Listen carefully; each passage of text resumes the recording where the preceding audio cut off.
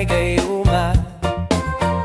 Dahil sa akala ko hindi ako iibig sa'yo, ikaw pala ang aakit sa puso ko.